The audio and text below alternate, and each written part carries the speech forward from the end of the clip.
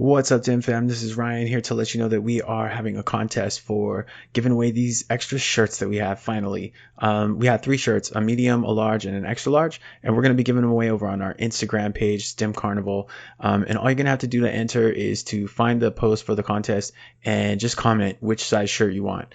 And I'm anxious to get these shirts out to y'all, so I'm going to let this contest run through Sunday, May 12th. So if you're listening to this after May 12th, so sorry you missed it, homie. Hopefully we maybe ever get some shirts in the future that you get. But without further ado, I will go ahead and let you go ahead and get to the episode. Thank you very much.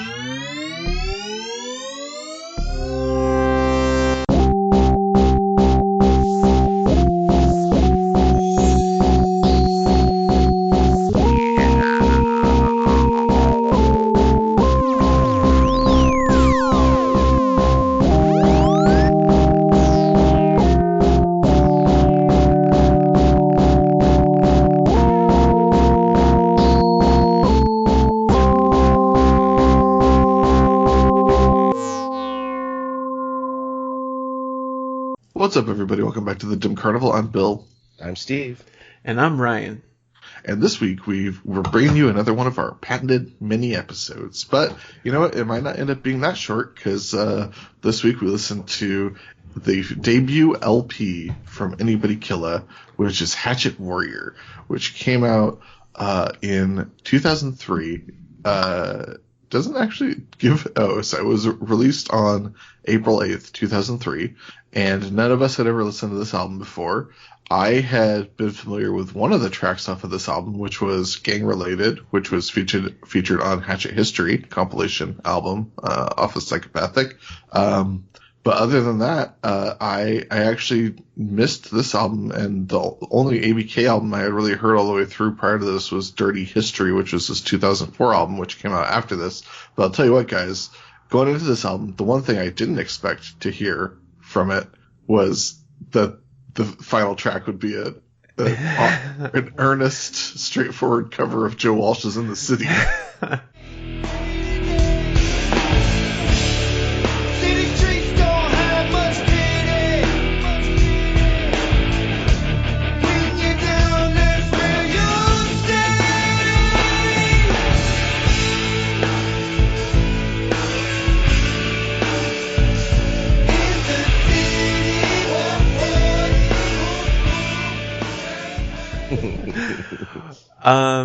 I'm so glad for you to mention that first, and because so Hatchet Warrior is this album, and there's a really there's a couple of things that are thematic elements that run through the entire album.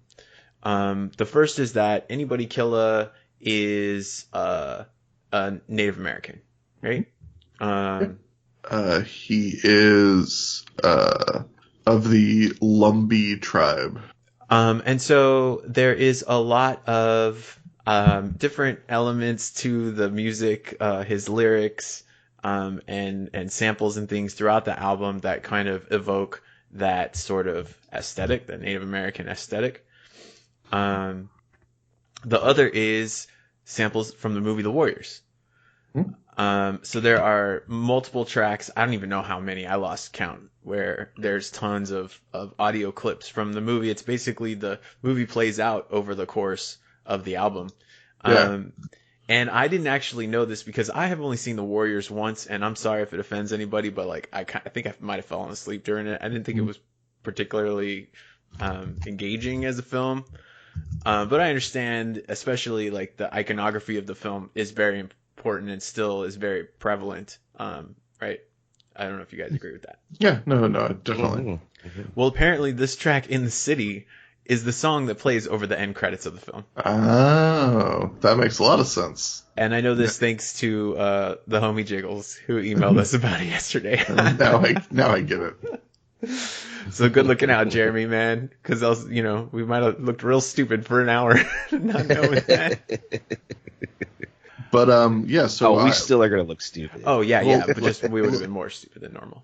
Like I said, none of us had heard this album before, but I was very pleasantly surprised to get texts all week about how much you guys enjoyed it. Fucking hell, man! I have really loved listening to. I probably listened to this album I want to say I've listened to maybe 5 or 6 times all the way through this week. Just been on repeat, basically every day. I've been checking in and listening to it. And yeah, I like it more and more and more each time I listen to it. That same here. I think this is the first time. I think this is like basically the first time on the show that we've just straight up listened to a good rap album that doesn't have any sort of association with anything. Like, because like, it's a Psychopathic Records release. ABK has a specific gimmick, and there's, psychopathic artists on it. You got Blaze dropping by for a couple tracks because he's always going to be linked to ABK, and you have, ICP on some tracks, but, for the most part, it's just, it doesn't really feel like it has any of that Psychopathic Records baggage, really, I feel. That's interesting. There was one, oh shit, man, I'm not going to remember which song it's on. There's a song where Hated Me. And I feel like in that song he's addressing just the haters, right? Like people that don't like him or whatever, for whatever reason. But there's knowing the context of what was going on within their crew at this time. It made me curious because he says lines like "fuck you and your family," and I know I'm reading very deeply into those lyrics, but it made me think, and Jeremy actually mentioned in his email too about all the turmoil that was going on, and at the same time, all of the success that everyone was experiencing or whatever, that it created these really interesting dynamics, which led, I think, to these kind of dynamic and emotional albums. I absolutely expected this to be like a flat experience, and I'm so impressed with what I perceive as the amount of effort that they put into this album. It's not that, like, they really cared about it, and I think it really comes across. Yeah, I as I'm saying, like, straightforward route, like I think like there's definitely like there's a lot of mentions of juggalos, and there's Yunitten's Haunted, which was it said the lyric not surprisingly, the lyrics are credited to Joe Bruce on so it's just like basically ABK doing it. And then like and then Kill Me, the lyrics are credited to Jamie Madrox, like right. All the lyrics. So there's tracks on here where it's just like, oh, you need, maybe Psychopathic Oversight was like, you need something that's more of a Juggalo type Psychopathic Records song. So do these songs.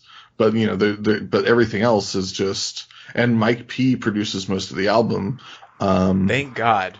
And it really feels like Mike P and ABK, like it feels like Mike P just like being able to let loose on just making a rap album. Yeah. Like, oh, hey, here's my overall idea for the album. And Mike P's like, oh, okay, I'll just make a rap album. And he doesn't have to like cater to like, I have to make an ICP album. I have to make a Twisted album. I have to make it's just, he's making a rap album, and he does an incredible job. Yeah. Which is wild to think, because this is the other point that Jeremy makes in his email. Give him lots of love, because I really appreciated this email. Is that they were recording all of these songs together, interspersed all at the same time, and so that's why you feel that same energy across all of these different albums. And to think that Mike P could focus in on this album in such a way to make it feel like it does, where it stands alone as its own piece and has its own identity, is really impressive, considering he was working on like 6 other albums with these same guys at the same time. He seems pretty talented. His style has really, really won me over at this point. Like, the production and the attention to detail, like I said, on every track, the beats, the samples, like the tone and the mood, it's all excellent. Even down to the fucking album cover. I think the album cover is so perfect for this album. He's just up there like, fuck you, with the space behind him, and it's all glowing or whatever. Like, there's a lot of cool, trippy, there's Sticky Icky Situations is on this record. And so some of those really fun elements are in there as well. Just, can't say enough good things about it. I actually have to correct myself. This is the first album. This is Anybody Killa's debut album as Anybody Killa, but this is actually his second studio album. His first studio album is called Rain from the Sun, and it was put out in 2000 in the year 2000, and at that time he was rapping under the name Native Funk, and he re-released the album in 2006. So you can still get that album, it looks like, but he did have an album before this, but he was rapping under a different name, and he actually, when he was rapping as Native Funk in 2000, he was still painting his face, but it was a much more traditional, like, Native American, sort of tribalist, face paint. It wasn't just like Skull Guy. Oh. Did you guys notice since you're talking about it, the quote, from the All Music review that's in his Wikipedia page for the album? Yeah. So that was kind of interesting. I feel like that's kind of a shot across the bow. Like in, maybe in 2003, whoever this guy is could say something like that. But I just feel like it's not our place to criticize. But I think it's an interesting criticism. Mm-hmm. Is that this reviewer suggests that lines like "shooting off my arrows like AKs" and broad references to the quote native hydro, which may or may not be peyote, make ABK's act seem gimmicky, not menacing, and certainly do not establish him as the new voice of Native American hip hop.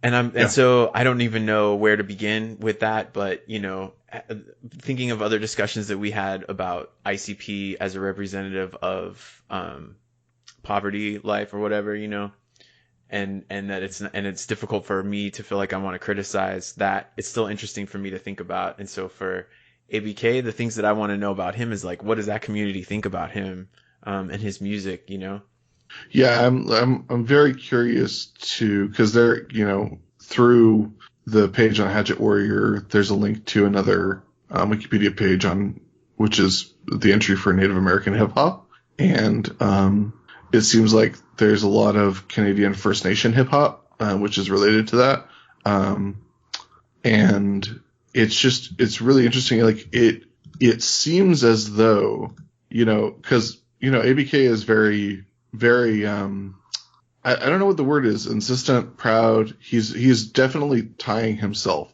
to being a Native American.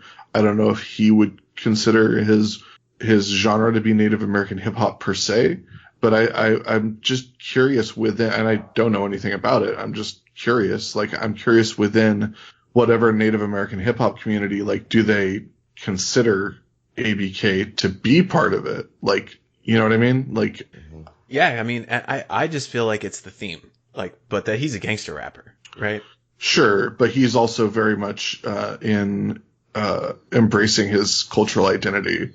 Oh, totally. It's super tied, like it's super tied to like everything that he does. So he does have gimmicky lines like shooting off arrows like AKs, but he also has lines where he's like educating friends about understanding that not all Native American people are one tribe or whatever, that they all have unique cultures and things like that. So there's real stuff in there. And so that's what I read that comment before I listened to the album. And going in and listening to the album, I feel like there's more there, I guess is what I'm trying to say. I definitely agree. And I'm also curious about, how much Native American culture is into ABK, because it seems as though, looking at, the Native American hip hop Wikipedia page, it seems as though ABK is like by far the most successful Native American rapper and potentially like recording artist at the moment. Like Hatchet Warrior went up to number 4 on Billboard's top independent albums, and it was number 42 on the hip hop albums chart, and it cracked the top 100 on the Billboard 200. Like, that's not insignificant. I mean, if you want to call, if this is any measure of it, like next time Anybody Killa comes through town, I'm going. So, nice. I wasn't going to be seeing him live, but yeah, I think this dude's rad. Yeah. And we're excited to, like, I think this is pretty much cements that we're going to do his subsequent albums. Oh, we got to. I actually listened to a little bit of that. So, but I do have to remind people that we are going to be skipping Dirty History chronologically, which is the second album, because we're trying to get to Hell's Pit, and that comes out before Hell's Pit. So we will double back at some point, but for the time being, we're not going to be able to get to Dirty History at the moment. But I want to hear you guys further. He doesn't we'll have any tour scheduled, just in case anybody's worrying about it. I was very worried. So yeah, let's hear you guys' other thoughts. Steve, I want to hear more about some of the songs that you like. Yeah, I was, as we're talking, I was looking at my notes from my first listen through, and I had to mute because I was starting to chuckle because I'm just like songs like "Kill Me." I'm I write, "Can you dig it?" And then all of a sudden I'm like, this song's really badass. And then by the end of it, my notes are like, I really dig the music. This song is really fucking awesome. and then like Sticky Icky Situation, and I'm just like, this song fucking rules. I can smoke a stick of dynamite and not be dead. I like it cause it fuck with my head. I stay weeded, indeed, a killer needed. I could eat it, defeat it, proceed and keep it heated. Now who the fuck don't like my flow? You ain't heard my words, I make the beard of a wise man grow. Hydro in a good way of fuck with Holy shit. I think there's a funny line in Sticky Situation when Violent J says if he loved Shaggy anymore, he'd be gay. And I guess like my first instinct was like, oh, that's homophobic, and then I had to stop and think, and I'm like, is that homophobic? Like, I don't know. I'm confused on that. And so so like I just wasn't expecting stuff to like stick out to me like that, especially just my first time through listening to it and being so engaged with it and going back and listening to it a few more times and just really appreciating the music and like it getting me pumped up. Certain songs that I'm really digging. I love Ghetto Neighbor. I like when it just like he's talking about like just like being the person blaring music and stuff, and it just kind of reminded me of being in garage bands and being those people playing super loud, and the neighbors are like, Jesus Christ, here they go again. And yeah, I was just really taken back on how great it was. And gang related, I did make a note where it's correct me if I'm wrong, but it sounds like Violent J is saying, I can't. Yes. If you have a hatchet, then you are gang related. And then they're turning around saying Juggalos are not a gang when there is a song saying if you have a hatchet, you're like He explicitly says it. And he says we are a gang. Yeah, and what is it? I thought I wrote down. Do you have a hatchet, man? Yeah. Then you're in a gang. Your ass better be ready to do the thing or do that thing. And I was just like, that's kind of like hard to go back and argue with the FBI. But they're not saying a gang. They're not saying they're a gang. They're saying they're gang related. gang related, such a hard herd. We're never called a bunch of homies taking over the world. Willing to die for everything that we built. The battleground we call turf where haters come to be killed. You might be gang related. You might be gang related. Yeah. Okay. Well, also like, But they're saying their name. I mean, let us not forget, 15 years before this or whatever, if your nuts hanging, you bang in a gang. Tell me, are you down with the clown? Hey, Steve, do you have those lyrics in front of me? Doesn't he say if you've got a hatchet, man, then you're in a gang, and you're also gang related? I wrote them down by hand. I don't have the. I mean, I'm looking at the shits right now. I did bring up Genius, but that's awesome. Do you wear a hatchet, man? You in a gang, and your ass better be ready to do that thing. Can't get any more clear than that. I know. It depends on what your definition of the word is. Yeah. Yeah, I wrote J hatchet man equals gang. I was surprised how many times throughout this album that all of a sudden I thought it was Shaggy or Violent J rapping, and then I realized no, it was still just ABK, and I don't know how I got confused like that because always his voice seems so distinct to me. But in this, I feel like because he's rapping so much that you get to hear a range of his voice as opposed to just little blurbs.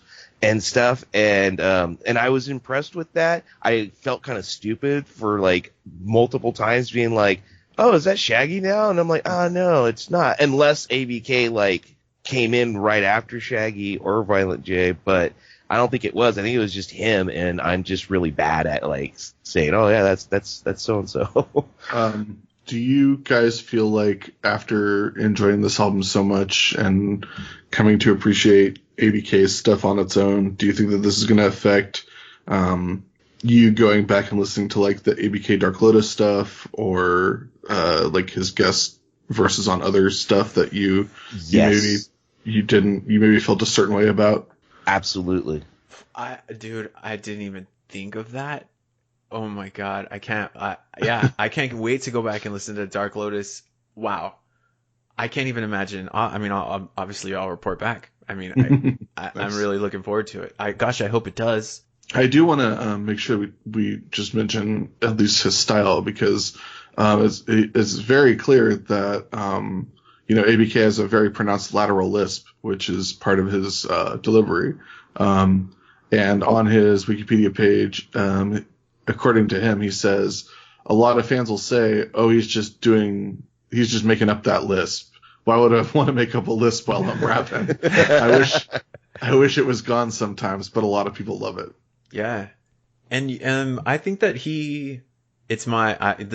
I have no way of knowing this. Obviously, I think he kind of writes around it, because I get the impression that it's not, he's aware of it or whatever. I don't think it's a problem. I don't think he thinks it's a problem. But like you said, whatever he just said, that sometimes he wishes it would go away or whatever. I think he writes around it.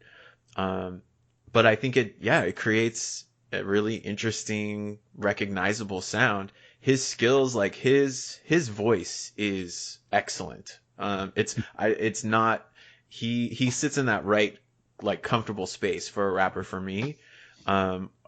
Where it's just nice to listen to. Like, he has a pleasant sounding voice. So. It's weird, because I know a lot of people in bands who have lisps, but they don't have one when they're singing, which is very interesting. Or they either don't have one when they're singing, or when they're phrasing a certain thing in song, they're able to soften the sound enough that it, like, there's more forgiveness when you're creating a melody than when you're just rapping or just speaking. So it's just an interesting thing that I've noticed, because like I was friends with a guy who has like a very pronounced lisp, but when he sings he doesn't have a lisp at all. So it's just interesting. Yeah, got that lazy tongue, man. Got to put to work. It's like Stuttering John from Howard Stern. It's a bad stutter, but not when he's singing, not when he has his band. I've heard that from people before who have a stutter or speech impediment, that like when they yell or when they sing or when they change things so that it's not just a speaking voice, it's not affected. It doesn't carry over, which is kind of wild. Like it's an interesting aspect of a speech impediment or a particular cognitive disability or whatever. I bet my girlfriend probably knows something interesting about that. Well, report back. Language pathology. All right. Let's see. Go ahead, Steve. I do want to throw in that there's a sex song that I actually like. Is Deaden's Haunted? She had bush for acres, unexplored terrain. By the time I finished cutting it, it grew out again. Bent her legs back and used the wood chipper. Shaved the first half down and quickly flipped her. Okay, now spread your legs. Ah, vampire bat! Swing it, bitch, you got a haunted ass. Your neck's haunted, you got parasite and poltergeist. Your neck's haunted with that. And you ain't right. Your neck's haunted, you bet. Fucking Frankenstein and them. Your neck's haunted, bitch, go get that shit in exorcism. Bats flying out of her puss, so what? My dad. Yes. I mean, it's still cringeworthy to me, and I'm like, I don't want to like it, but holy shit, it's just a great song. The way it's made, the way it sounds, how hard they hit, and then it makes me laugh, and the stuff actually makes me laugh. Oh my god, it's really good. Were you guys at all surprised to learn that ABK didn't write that song, or when you saw that, were you like, oh no, that checks out? Yeah. Well, Violent J's on it too, right? And he's Sure. like, Yeah. his verse or whatever, if I recall correctly, is like the best part of the track. Yeah, for sure. But what I'd say about that is that they're, I frequently get creeped out and kind of grossed out. And I think on a previous episode, I was like, why does Jamie always want to rap about his boner and his jizz? Like, that seems kind of weird to me. And it always has felt a little bit like sticky icky. But this one I think like kind of just toes the line for me, and I think it's because it's mostly fun, or I found it to be mostly fun. Then I never really found myself being like grossed out by it. Like more of the parts where I normally be kind of creeped, I was just like, whatever, I'll forgive it because I really really enjoyed the track. Yeah. I felt like when they're at the club, even if it's harsh, they're still asking. It's all in the good. I got a haunted dick piece. Oh my gosh. I thought it was actually really fun that he ends up, he wakes up the next morning and he's got bugs on his nuts. Yeah, amazing callback. Just dropping that sample in off of Ringmaster. Right. Also, they say, I think this is, I would wager this is the first time in a rap song in history that the words haunted schmaunted appeared.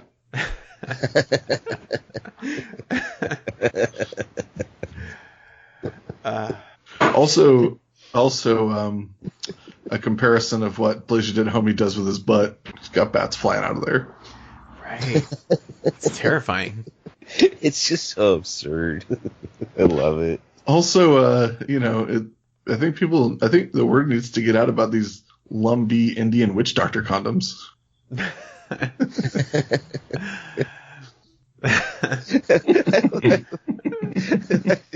It's rated diamonds. I'm scared. The way he's so scared. That was so great. Yeah, Yunen's is one of my favorite tracks for sure. Yes. I wanted to when you said that he doesn't have any shows coming up, Ryan, I did a quick Googs and I found out that in January and February of this year, ABK and Blaze did something called the Juggalo Unity Tour, which I think is super cool because they are on different warring record labels at the moment. So that's pretty cool. So maybe a little sliver of hope here. There's We'll always see. hope, Bill. Mm-hmm. We shall see. But like ABK and Blaze are like best friends, so I guess they did record Fudang before. That was another thing. I didn't listen to the track yet, Jeremy, but he linked to the YouTube for that original. So ABK, I don't know if we touched on it before, but he came into the fold because he was operating as Blaze's hype man. So that's how he got to be part of Psychopathic. He was Nice. not hype man. Is it hype man? What's the guy who does the Yeah. So they can like take a breath, like the guy, like what Yeah. Proof used to do for Eminem. Oh yeah, I don't know if is that what a hype man is? I don't think so. I don't think it's different. I think But I hype know man's what like I know what you mean. the guy in the Mighty Mighty Boss Tones who just dances. The other 9 guys in Wu-Tang Clan? Capadonna. Yeah, that's how he came in. So ABK and Blaze are a unit known as Drive By, and they're just like always tied to each other. But so it's kind of weird that ABK stayed on Psychopathic when Blaze went to M&E, but friends gotta do stuff sometimes. It's true. Well, Friends are doing a lot of stuff together on this album, which is nice to have. So there's a lot of great appearances. Twisted show up. Isham is on Sticky Icky Situations. Obviously, Violent J. I don't recall specifically hearing Shaggy 2 Dope on this record. I think it says he's on Now You Know. Yeah. He does. Okay, there he is. I know I heard him drop in at one point. But Okay, yeah, he's not much on it. He was probably, maybe I had some legal issues at this time. All right, he was in jail. There's another guest rapper on Come Out and Play. or maybe it's Ghetto Neighbor. Yeah, I think it's on Ghetto Neighbor. Paris. A guy named Paris. Yeah, I did not know about Paris. But he is like a very like political rapper. Mm-hmm. And when I went back to look at, so the track I guess that he's most well known for is called "The Devil Made Me Do It." It's a great track. Highly recommend you guys checking him out.